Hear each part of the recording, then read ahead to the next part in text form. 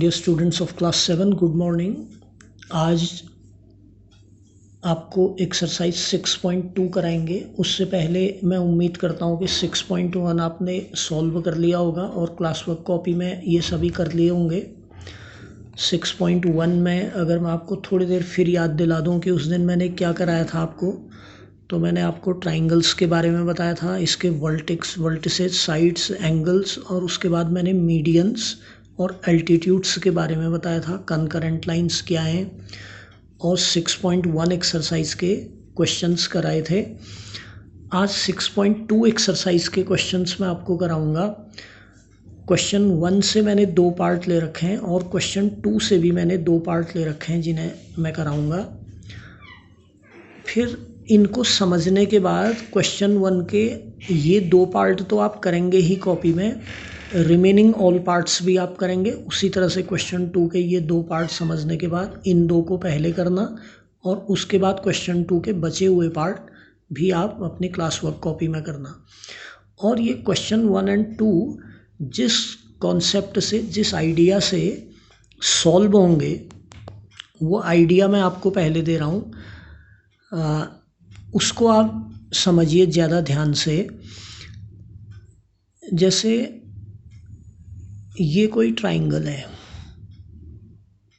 ठीक है, मान लो ABC। अगर आप इसकी किसी एक साइड को प्रोड्यूस करते हैं, जैसे मैं प्रोड्यूस करना मतलब आगे बढ़ाना, ऐसे प्रोड्यूस करते हैं। वैसे प्रोड्यूस करने का मतलब उत्पादन करना भी है, लेकिन यहाँ प्रोड्यूस का मतलब एक्सटेंड करने से है। एक साइड आपने एक्सटेंड की, ये एंगल एक्सटीरियर एंगल कहलाता है, एक्सटीरियर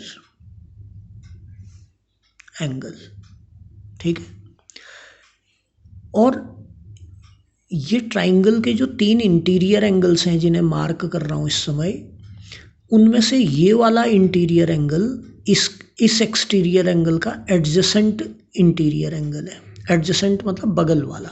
तो इस एक्सटीरियर एंगल के बिल्कुल बगल में जो ट्राइंगल का इंटीरियर है, एडजेसेंट इंटीरियर, और जो ये दूसरे 2 इंटीरियर एंगल हैं उनको इस एक्सटीरियर के लिए ये ऑपोजिट इंटीरियर एंगल्स हैं। ऑपोजिट मतलब जो सामने पड़ते हों उसके सामने है, ठीक है। तो ये एक्सटीरियर एंगल के ऑपोजिट इंटीरियर एंगल्स ये 2 हैं। मान लो एक दूसरे फिगर में मैं ट्राइंगल की साइड, ये ट्राइंगल है और मैं ये साइड प्रोड्यूस करता हूँ ऐसे। अब एक्सटीरियर एंगल ये है। अब इस एक्सटीरियर एंगल के ऑपोजिट इंटीरियर्स ये 2 हैं जिन पे मैं टिक मार्क कर रहा हूँ। ये 2 इस एक्सटीरियर के ऑपोजिट इंटीरियर ये 2 हैं, यानी कि बगल वाले को छोड़ दो, वो तो एडजेसेंट इंटीरियर है, और बाकी 2 ऑपोजिट इंटीरियर एंगल्स हैं। अब ट्राइंगल में एक ये विशेषता होती है कि हर ट्राइंगल में कोई भी exterior angle opposite interior angles के टोटल के इक्वल होता है। मतलब मेरा कहने का ये है, मान लो ये एंगल है 60 डिग्री और ये है 50 डिग्री, ठीक है। तो 50 और 60 का टोटल 110 डिग्री ये एक्सटीरियर एंगल होगा, ठीक है।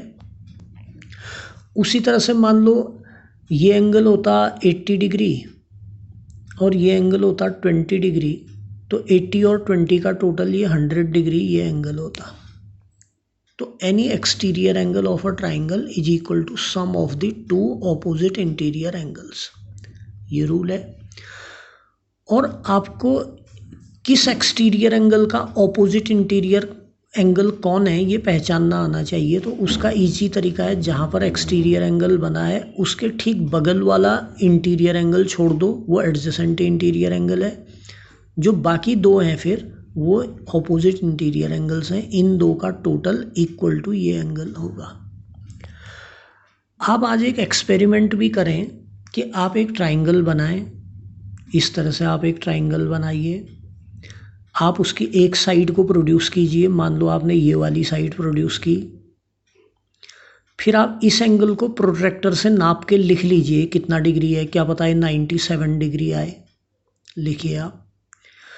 फिर आप इस इंटीरियर एंगल को भी प्रोट्रैक्टर से नापें और इस इंटीरियर एंगल को भी प्रोट्रैक्टर से नापें, ये कितने कितने डिग्री के हैं नोट करो। फिर देखो कि इन दो का टोटल करके 97 आ रहा है कि नहीं। टोटल करने में 1-2 डिग्री की मिस्टेक अगर आपकी आ रही है, जैसे आपका टोटल 97 हो गया 99 हो गया इन दो का, या 95 रह गया, 1-2 डिग्री की गलती हो रही है, तो इसका मतलब आपका प्रोट्रैक्टर से एंगल को मेजर करने में गलती हो रही होगी। आप दोबारा ट्राई करें तो आप देखेंगे कि एग्जैक्ट सेम आ रहे हैं।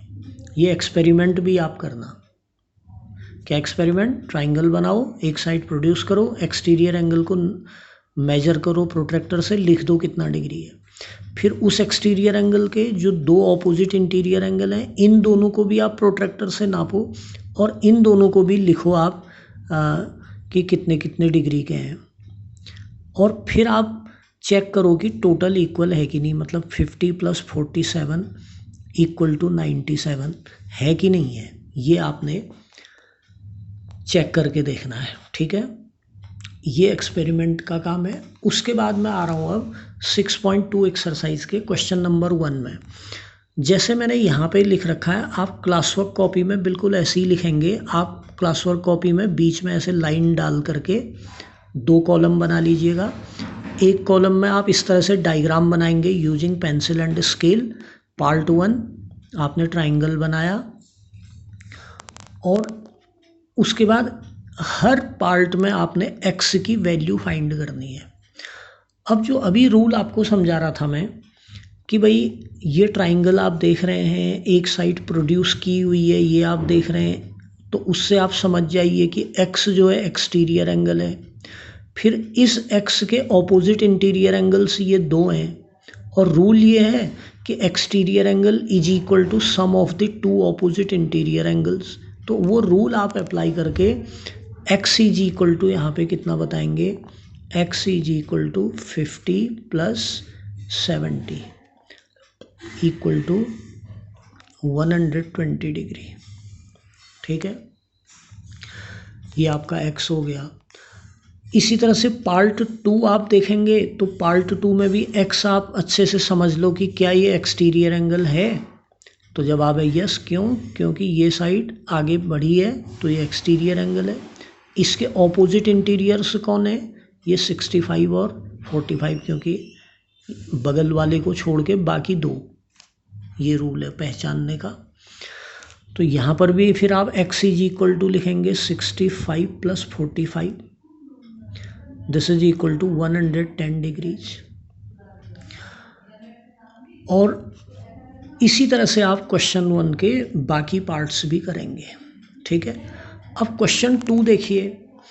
क्वेश्चन 2 में भी आपने x फाइंड करना है हर फिगर में। कॉपी में प्रेजेंटेशन का तरीका यही होगा कि आप इस तरह से बीच में लाइन ड्रॉ करके इस तरफ डायग्राम बनाइए और राइट साइड में आप सॉल्यूशन लिखिएगा। इस वाले फिगर में जो x आपने फाइंड करना है वो इंटीरियर एंगल है ट्राइंगल का, और आपको एक्सटीरियर एंगल दे रखा है, एक इंटीरियर दे रखा है। अब रूल वही लगेगा जो अभी क्वेश्चन नंबर 1 में लगा था कि आप लिखेंगे कि जो 2 ऑपोजिट इंटीरियर एंगल हैं उनका टोटल x + 50, सॉरी x + 50 = 115।